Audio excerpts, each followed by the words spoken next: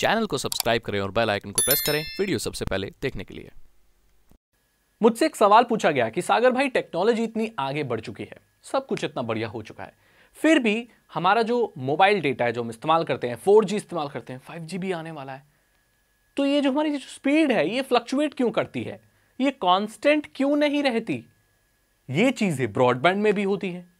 कई बार वो नहीं करता फ्लक्चुएट, लेकिन ज्यादातर 21-20, 19-20 का फर्क जो है होता है।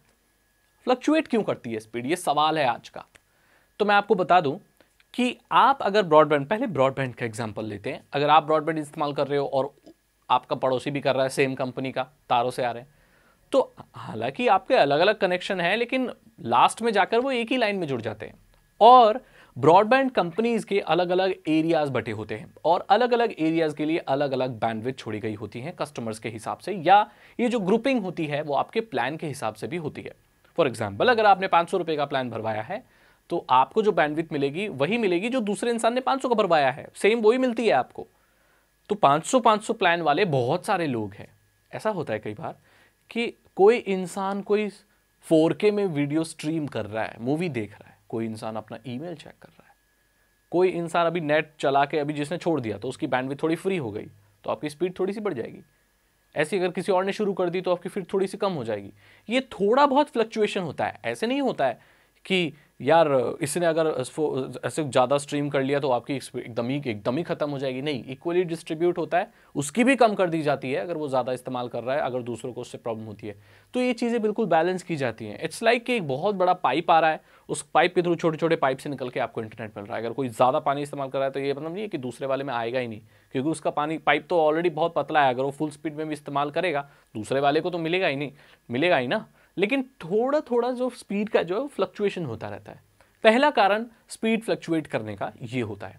दूसरा कारण ये होता है कि नेटवर्क में कितनी ट्रैफिक है, कितना कंजेशन है, या कितने अवरोध आ रहे हैं। कई बार ऐसा होता है कि यार हम जब डेटा ट्रांसमिट करते हैं तो वो एज इट इज नहीं जाता, डिस्टेंस की वजह से कुछ लॉस भी होता है या थोड़ी स्पीड कम भी हो जाती है। जिटर, नॉइस, ये सारी चीज़ें ब्रॉडबैंड में पहले होती थी, अब भी कई बार देखी जाती। फाइबर ऑप्टिक्स में ये सब नहीं होता है इतना, इसीलिए फाइबर ऑप्टिक कनेक्शन की जो स्पीड होती है वो कांस्टेंट ही रहती है और बहुत ज़्यादा रहती है, क्योंकि एक बहुत अच्छी टेक्नोलॉजी है फास्ट इंटरनेट ट्रांसमिट करने की।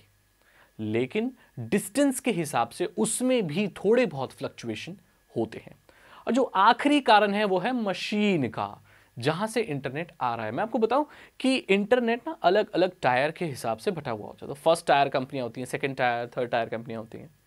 तो जो आपका लोकल ब्रॉडबैंड होगा, अगर जो आपके एरिया में बहुत पॉपुलर होगा, ऐसे बहुत सारे ब्रांड होते हैं जो इतने बड़े नहीं होते, तो वो क्या है, बड़ी कंपनियों से इंटरनेट लेते हैं, लीज लाइंस होती हैं उनसे लेते हैं और फिर आपको देते हैं।